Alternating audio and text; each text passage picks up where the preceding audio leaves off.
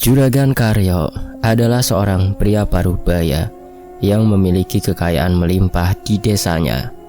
Tak ada yang lebih kaya darinya di wilayah itu. Dengan sawah yang membentang luas sejauh mata memandang, pabrik tekstil yang selalu berproduksi, serta perkebunan yang menghasilkan komoditas berharga. Karyo menikmati hidup di puncak kekuasaan dan pengaruh. Dia adalah penguasa di tanah kelahirannya, seorang juragan yang tak bisa disentuh oleh hukum, apalagi orang-orang biasa.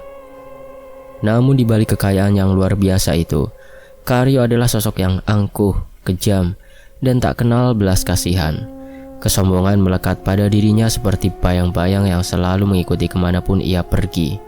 Bagi Karyo, kekuasaan adalah segalanya, dan tak ada yang lebih penting daripada mempertahankan kekayaannya, meskipun harus mengorbankan nyawa orang-orang di sekitarnya. Anak buahnya bekerja di bawah tekanan, tanpa ruang untuk kesalahan. Jika ada yang berani menentang atau membuatnya marah, tak jarang mereka dipecat tanpa ampun, atau lebih buruk lagi, menghilang secara misterius atau dikarungi. Tidak hanya anak buahnya yang merasakan kekejaman Karyo, keluarganya pun tak luput dari sifat tiran ini. Karyo memiliki 3 istri yang tinggal di rumah-rumah besar yang dibangun terpisah di atas tanah miliknya yang luas. Setiap istri memiliki perannya masing-masing dalam menjaga nama baik Karyo di mata publik. Istri pertama, Sari, adalah yang paling senior, dikenal sebagai wanita elegan yang sudah lama mengabdikan diri pada Karyo. Istri kedua, Rini, adalah wanita yang lebih muda dan penuh pesona, selalu tampak anggun dan memancarkan kecantikan, meski di balik senyumnya tersimpan kesedihan. Istri ketiga, Lastri, yang paling muda, memiliki seorang anak laki-laki bernama Ardian, anak yang paling disayangi Karyo. Dari ketiga istri ini, Karyo memiliki total 20 anak.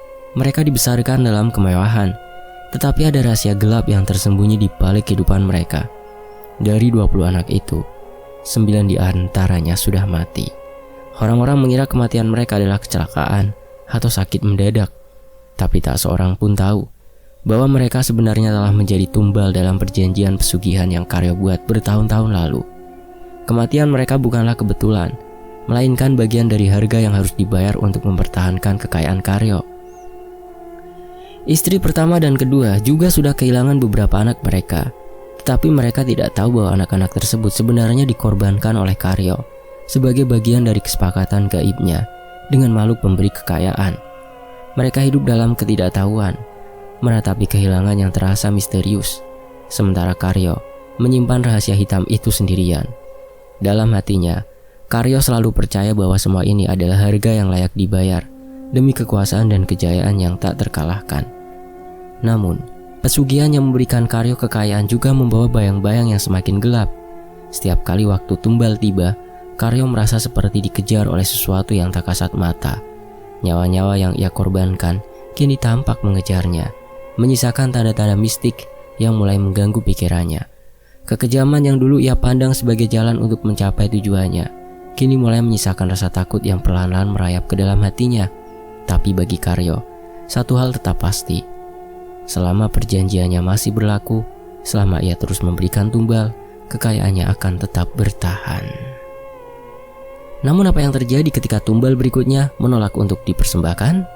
Karyo belum tahu bahwa anak dari istri ketiganya yang akan menjadi tumbal ke-10 bukanlah korban yang mudah. Anak itu dilindungi oleh kekuatan yang jauh lebih kuat daripada yang Karyo perkirakan. Sebuah pertarungan besar sudah menanti. Pertarungan yang akan menentukan apakah Karyo tetap menjadi juragan yang berjaya atau justru menjadi korban dari pesugihannya sendiri. Lastri adalah istri ketiga juragan Karyo, seorang wanita muda yang kecantikannya memikat hati siapapun yang melihatnya. Berbeda dengan Sari dan Rini, dua istri Karyo yang lebih tua, Lastri memiliki pesona yang segar dan lembut. Kecantikannya yang alami dipadukan dengan sikapnya yang sederhana membuat Karyo tergila-gila padanya sejak pertama kali bertemu. Mereka bertemu ketika Lastri masih berusia awal 20-an, seorang gadis desa yang pendiam namun cerdas. Di saat itu Karyo sudah sangat kaya dan berpengaruh, sehingga ia bisa dengan mudahnya meminang Lastri, meskipun perbedaan usia mereka begitu jauh. Lastri berasal dari keluarga sederhana yang mengandalkan kehidupan dari bertani. Namun keluarganya dikenal memiliki darah spiritual yang kental. ayahnya, Ki Wiryo, adalah seorang ahli spiritual terpandang di desanya. Ki Wiryo dikenal mampu menyembuhkan berbagai penyakit non-medis, melindungi dari gangguan gaib, dan memiliki kemampuan untuk berkomunikasi dengan alam gaib. Namun Lastri tumbuh tanpa banyak terlibat dalam dunia spiritual. Ia lebih memilih kehidupan yang tenang dan sederhana, jauh dari dunia mistis yang dijalani keluarganya. Ketika Karyo melamar Lastri, keluarganya sempat ragu. Ki Wiryo merasakan sesuatu yang tidak beres dengan energi Karyo, seolah ada bayangan gelap yang menyelimuti kehidupannya. Meski demikian, karena melihat Karyo sebagai sosok kaya yang bisa memberikan kehidupan yang lebih baik bagi putrinya, keluarga Lastri akhirnya menerima pinangan tersebut. Lastri pun menikah dengan Karyo dan hidup dalam kemewahan yang belum pernah ia bayangkan sebelumnya. Namun, di balik kemewahan itu, Lastri merasakan tekanan yang berat. Meskipun Karyo memperlakukannya dengan baik, Lastri merasakan ada sesuatu yang mengganggu di balik kekayaan suaminya. Ia seringkali mendapati Karyo melakukan ritual-ritual aneh di malam hari, atau menerima tamu-tamu yang tak lazim, orang-orang misterius yang tampak lebih seperti dukun atau paranormal daripada kolega bisnis. Lastri dengan insting spiritual yang diwariskan dari bapaknya, tahu bahwa ada sesuatu yang salah, tapi ia memilih diam, tidak ingin menggali lebih dalam tentang rahasia suaminya. Dari pernikahan dengan Karyo, Lastri melahirkan seorang anak laki-laki yang diberi nama Ardian. Ardian adalah anak yang paling disayangi Karyo. Di mata Karyo, Ardian adalah simbol kejayaan dan penerus bisnisnya di masa depan. Karyo merasa Ardian istimewa dibanding anak-anaknya yang lain, seolah ada aura kuat yang melingkupi anak tersebut. Namun, alasan sebenarnya mengapa Ardian begitu istimewa adalah karena darah spiritual yang mengalir dalam dirinya, sebuah warisan dari kakeknya, Ki Wiryo. Sejak kecil, Ardian menunjukkan tanda-tanda kepekaan terhadap hal-hal gaib. Ia seringkali bercerita tentang makhluk-makhluk yang dilihatnya di malam hari, atau merasa ada sesuatu yang mengawasinya. Lastri yang memahami sedikit banyak tentang dunia spiritual dari ayahnya, mencoba menenangkan Ardian. Ia tahu bahwa putranya memiliki kemampuan yang diwarisi dari kakeknya, kemampuan untuk melihat dan merasakan hal-hal yang tak kasat mata. Meski begitu, Lastri tidak pernah menceritakan semua ini kepada Karyo. Ia tahu betul bahwa suaminya adalah orang yang sangat pragmatis dan tidak peduli dengan hal-hal spiritual. Bagi Karyo, hanya ada dua hal yang penting, uang dan kekuasaan. Lastri memilih menyimpan rahasia ini untuk melindungi Ardian, berharap bahwa suaminya tidak akan pernah menyadari potensi besar yang ada dalam diri anak mereka. Namun seiring berjalannya waktu, Lastri mulai merasakan ancaman yang lebih besar. Setelah beberapa tahun hidup bersama Karyo, ia mulai mengerti bahwa kekayaan suaminya tidak didapatkan dengan cara biasa. Ada desas-desus di desa tentang pesugihan dan tumbal yang melibatkan nyawa manusia. Ketika anak-anak dari istri pertama dan kedua Karyo mulai meninggal secara misterius, Lastri semakin waspada. Ia tahu cepat atau lambat Karyo akan berusaha menumbalkan Ardian, terutama karena Ardian adalah anak kesayangannya yang dianggap sebagai tumbal paling berharga. Dalam hatinya Lastri takut, tapi ia juga tahu bahwa Karyo tidak akan bisa menaklukkan kekuatan spiritual yang diwarisi Ardian dari Ki Wiryo. Disinilah Lastri mulai menyadari bahwa dirinya dan Ardian tidak sendirian. Bapaknya, Ki Wiryo, terus mengawasi dari jauh, dan ia akan melakukan apapun untuk melindungi cucunya dari nasib tragis yang sudah menimpa anak-anak Karyo lainnya. Di sisi lain, waktunya telah tiba. Juragan Karyo yang selama bertahun-tahun menikmati kekayaan yang melimpah dari perjanjian gaibnya, kini dihadapkan pada kewajiban menyerahkan tumbal ke-10. Setiap kali ritual ini dilangsungkan, kekayaan Karyo bertambah, usahanya berkembang, dan pengaruhnya semakin kuat. Namun perjanjian ini datang dengan harga yang keji, tumbal nyawa manusia. Setiap kali kesepakatan itu diperbarui, satu nyawa anaknya harus dipersembahkan kepada makhluk gaib yang memberinya kekayaan. Hingga saat ini Karyo telah kehilangan 9 anak, semua dari istri pertamanya dan keduanya. Tak seorang pun, bahkan istri-istrinya, tahu bahwa kematian anak-anak mereka bukanlah sekedar kebetulan atau musibah biasa. Semua ini adalah harga dari perjanjian kotor yang Karyo buat bertahun-tahun lalu. Kini saat waktu persembahan ke-10 tiba, Karyo dihadapkan pada pilihan yang semakin sulit. Makhluk gaib yang menjadi sumber kekayaannya menuntut tumbal ke-10, dan kali ini korbannya adalah Ardian, anak laki-laki dari istri ketiganya, Lastri. Bukan sembarang anak, Ardian adalah anak kesayangan Karyo, pewaris masa depan bisnis dan kekuasaannya. Namun dalam logika kejam Karyo, tidak ada yang lebih berharga daripada menjaga kekayaan dan posisinya di puncak. Bahkan jika harus mengorbankan Ardian, ia siap melakukannya. Karyo merasakan tekanan luar biasa dari makhluk gaib tersebut. Setiap malam, mimpi-mimpi buruk menghantuinya. Sosok bayangan besar dengan mata merah menyala selalu hadir dalam tidurnya, mengingatkan bahwa waktunya hampir habis. Jika ia tidak segera mempersembahkan tumbal, kekayaannya akan sirna, dan lebih buruk lagi nyawanya sendiri akan menjadi gantinya. Dalam kebingungan dan kecemasan, Karyo memutuskan untuk bertindak cepat. Malam itu dengan hati penuh beban, Karyo memutuskan untuk berkonsultasi dengan dukun pelindungnya, Ki Darmadi. Ki Darmadi bukan orang biasa. Dia adalah dukun sakti yang sudah lama melindungi Karyo dari serangan-serangan gaib dan ancaman spiritual lainnya. Setiap kali ada gangguan mistis yang mengancam bisnis atau keluarganya, Ki Darmadi selalu hadir dengan ritual-ritualnya yang ampuh. Dia adalah orang kepercayaan Karyo, satu-satunya orang yang tahu tentang perjanjian gaib ini. Di tengah malam yang kelam, Karyo berangkat ke rumah Ki Darmadi yang berada di ujung desa, jauh dari keramaian. Rumah dukun itu selalu tampak menyeramkan, dikelilingi oleh pohon-pohon besar yang rimbun, seolah-olah memisahkannya dari dunia luar. Saat Karyo tiba, aroma kemenyan langsung menyambutnya, menguatkan nuansa mistis yang selalu melingkupi tempat itu. Ki Darmadi dengan tatapan yang dalam dan penuh kewaspadaan mendengar semua keluhan Karyo. Ia tahu bahwa waktunya hampir tiba. "Juragan," kata Ki Darmadi dengan suara serak, "kau harus segera bertindak. Makhluk itu sudah menunggu. Jika kau gagal menyerahkan tumbal ke-10, semua yang kau miliki akan hilang, dan kau sendiri yang akan menjadi gantinya." Karyo dengan wajah penuh kecemasan bertanya, "Apa yang harus aku lakukan, Ki?"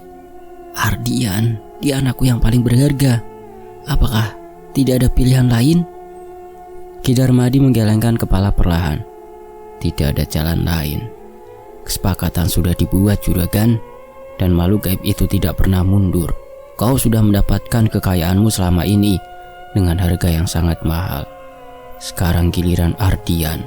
Hanya dengan menyerahkannya, kekayaanmu akan tetap bertahan. Jika tidak, semua yang kau miliki akan hancur." Karyo mengangguk pelan. Di dalam hatinya ia tahu bahwa apa yang dikatakan Ki Darmadi benar. Tidak ada cara lain. Meskipun sulit, ia harus rela melepaskan Ardian, anak yang paling ia sayangi, demi kelangsungan hidupnya dan kekayaannya. Namun yang tidak disadari oleh Karyo adalah bahwa Ardian bukanlah anak biasa. Ardian adalah cucu dari Ki Wiryo, seorang ahli spiritual kuat yang merupakan ayah dari Lastri, istri ketiganya. Ki Wiryo yang sudah merasakan bahaya dari Karyo sejak awal, diam-diam melindungi cucunya dengan kekuatan spiritual yang jauh lebih kuat dari yang diperkirakan Karyo maupun Ki Darmadi. Ardian memiliki perlindungan gaib yang tidak bisa ditembus oleh makhluk pesugihan tersebut. Karyo mungkin berpikir bahwa semuanya sudah terencana, bahwa tumbal ke-10 akan berjalan seperti biasa. Namun, tanpa ia sadari, langkahnya menuju kehancuran semakin dekat. Tumbal ini tidak akan berjalan seperti sebelumnya, dan Karyo akan segera merasakan balasan atas keserakahannya. Makhluk gaib yang menuntut tumbal mulai menunjukkan tanda-tanda kekuatannya yang semakin besar. Gangguan mistis di rumah Karyo meningkat, dari bayangan-bayangan gelap yang selalu menghantui hingga suara-suara aneh yang terdengar di malam hari. Ardian, anak yang akan dijadikan tumbal, mulai mengalami mimpi-mimpi buruk, seolah-olah ia bisa merasakan bahwa dirinya menjadi target dari kekuatan gelap yang bersembunyi di balik kekayaan bapaknya. Tapi Ardian tidak sendirian. Dia dilindungi oleh kekuatan yang jauh lebih kuat daripada yang pernah dihadapi oleh Karyo. Sementara itu Karyo dalam kesombongan dan keyakinannya pada kekuatan makhluk gaib yang selama ini memberinya kekayaan, tidak pernah membayangkan bahwa kali ini ia akan menghadapi perlawanan yang tak terduga. Ki Wiryo, kakek dari Ardian, yang merupakan bapak dari istri ketiganya, Lastri, bukanlah orang biasa. Meskipun Ki Wiryo tak pernah terlibat langsung, selama bertahun-tahun ia diam-diam memperhatikan perilaku Karyo. Namun kali ini, rencana jahat sang juragan untuk menumbalkan cucunya memicu kemarahan Ki Wiryo. Instingnya sebagai kakek dan spiritualis tak bisa membiarkannya tinggal diam. Ia mengetahui bahwa Ardian cucunya yang masih muda menjadi target pesugihan Karyo. Tekadnya bulat melindungi Ardian dari kehancuran dan memastikan Karyo tidak berhasil dalam rencananya yang penuh dosa. Di malam-malam menjelang hari ritual tumbal, Karyo mulai merasakan kejanggalan. Tidurnya tak lagi tenang. Mimpi-mimpi buruk mengusik setiap kali ia mencoba beristirahat. Dalam tidurnya ia melihat bayangan Ardian yang diterkam oleh sosok hitam besar dengan mata merah yang menyeramkan. Namun seiring dengan mimpi-mimpi itu, bayangan lain muncul. Seorang lelaki tua berjubah putih berdiri di antara Karyo dan sosok hitam tersebut. Setiap kali sosok tua itu muncul, makhluk hitam itu lenyap seketika. Di malam-malam berikutnya, mimpi Karyo semakin mengerikan. Ia melihat bayangan dirinya sendiri terjerembab dalam kegelapan yang tak berujung. Dengan suara-suara menyeramkan mengelilinginya, menuntut nyawa Ardian sebagai tumbal berikutnya. Tapi di saat-saat itu, suara lain muncul. Suara penuh wibawa dari lelaki tua berjubah putih. Ia memperingatkannya dengan kata-kata tegas. "Jangan lakukan, Karyo. Jika kau teruskan, kau sendiri yang akan hancur." Karyo terbangun dalam keringat dingin. Nafasnya tersengal-sengal. Ia merasa takut. Tetapi keserakahannya masih menguasai pikirannya. Baginya kekayaan dan kejayaan yang ia nikmati lebih penting dari apapun, termasuk nyawa anaknya sendiri. Namun mimpi-mimpi itu terus datang, semakin terus-terusan. Bayangan lelaki tua berjubah putih yang muncul dalam mimpi tersebut tidak lain adalah Ki Wiryo. Meski Karyo tidak menyadari hal ini, Ki Wiryo sedang mengirimkan peringatan gaib kepadanya. Selain mimpi buruk, tanda-tanda lain juga mulai muncul di rumah Karyo. Setiap malam terdengar suara-suara aneh di seluruh sudut rumah. Jendela dan pintu yang terkunci rapat tiba-tiba terbuka sendiri. Aroma dupa yang menyengat memenuhi udara. Meskipun tak ada yang menyalahkan apapun di rumah itu, istri-istri Karyo mulai merasakan ketidakberesan. Namun mereka tidak berani bertanya atau mengungkapkan kecurigaan mereka. Suatu malam, saat Karyo sedang duduk di ruang tamu, merenungkan langkah berikutnya, tiba-tiba melihat sosok bayangan melintas cepat di depan matanya. Sosok itu terlihat samar-samar, tapi Karyo merasakan aura dingin yang kuat, seolah-olah sedang diawasi oleh sesuatu yang lebih besar dari sekedar makhluk gaib pesugihannya. Karyo tertegun sejenak, tetapi ia menolak untuk tunduk pada ketakutan. Baginya, ritual harus dilanjutkan. Ki Darmadi, dukun pelindung Karyo, menyadari kegelisahan yang dialami tuannya. Ketika Karyo menceritakan semua mimpi dan kejadian ganjil yang terjadi, Ki Darmadi langsung menyarankan agar Karyo tetap tenang dan melanjutkan rencana pesugihan tersebut. "Ini adalah ujian dari makhluk gaib itu. Kau hanya perlu menyelesaikan ritual dan semuanya akan kembali seperti semula," ucap Ki Darmadi berusaha meyakinkan Karyo. Namun Ki Wiryo tidak tinggal diam. Setiap malam menjelang hari tumbal, ia terus mengirimkan kekuatan spiritualnya untuk melindungi Ardian. Ki Wiryo bahkan mulai mengirimkan isyarat gaib yang lebih kuat dengan mengganggu konsentrasi Karyo saat ia mempersiapkan ritual. Pada malam terakhir sebelum ritual seharusnya dilakukan, Karyo terbangun dengan mendengar suara lonceng keras di dalam rumahnya, seolah-olah berasal dari dunia lain. Karyo mencoba mencari asal suara itu, tetapi tidak menemukan apa-apa. Perlahan-lahan Karyo mulai menyadari bahwa ia tidak hanya menghadapi tekanan dari makhluk gaib yang memberikan kekayaan, tetapi juga kekuatan spiritual yang lebih besar yang mengancam usahanya untuk menumbalkan Ardian. Dia merasakan ada sesuatu yang melindungi anaknya, sesuatu yang tak bisa ia lawan hanya dengan kekuatan gaib biasa. Konflik batin mulai menguasai Karyo. Di satu sisi, ia tahu bahwa gagal menyerahkan tumbal berarti kehancuran bagi dirinya, tapi di sisi lain, ia merasakan kekuatan spiritual dari Ki Wiryo semakin menguat dan menghalangi setiap langkahnya. Malam ritual tumbal dimulai dengan suasana mencekam. Karyo ditemani oleh Ki Darmadi duduk di depan altar yang dipenuhi dengan sesajen dan dupa yang menyala.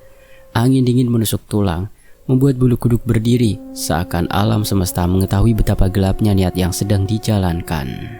Di hadapan mereka, Ardian yang tak berdaya dibiarkan dalam keadaan setengah sadar. Tubuhnya diikat dengan tali gaib yang tak kasat mata.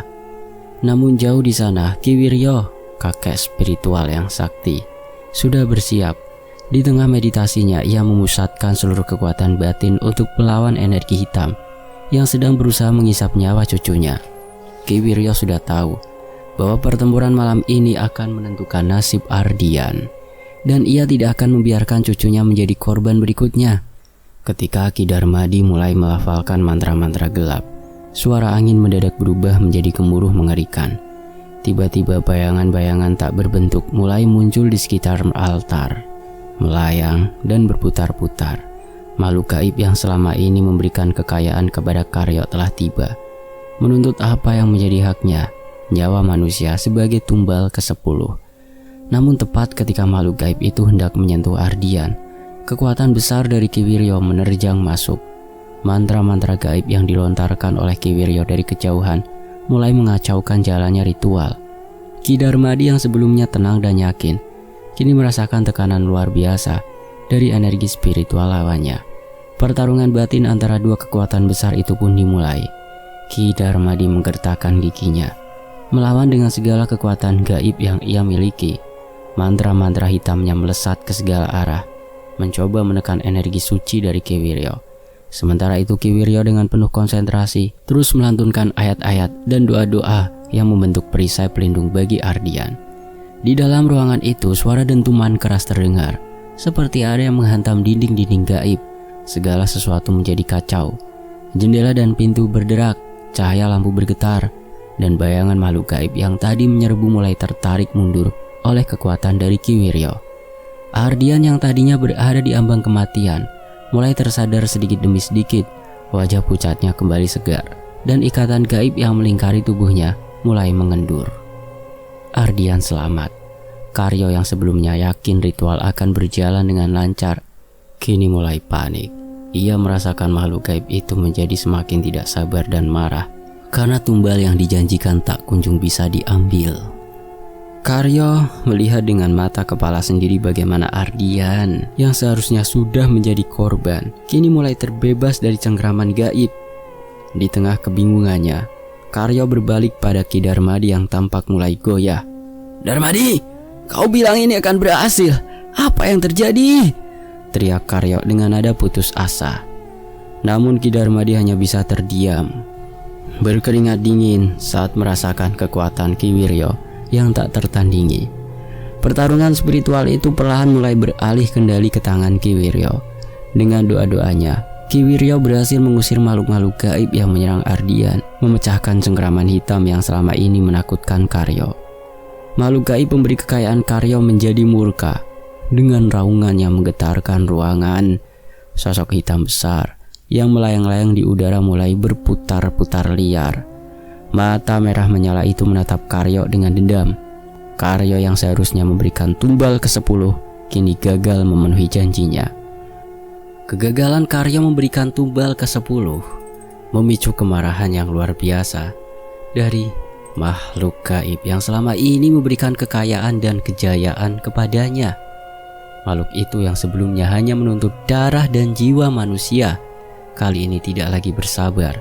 Karyo telah melanggar kesepakatan sakral yang telah dibuat bertahun-tahun lalu, dan sebagai akibatnya, nyawanya kini menjadi gantinya.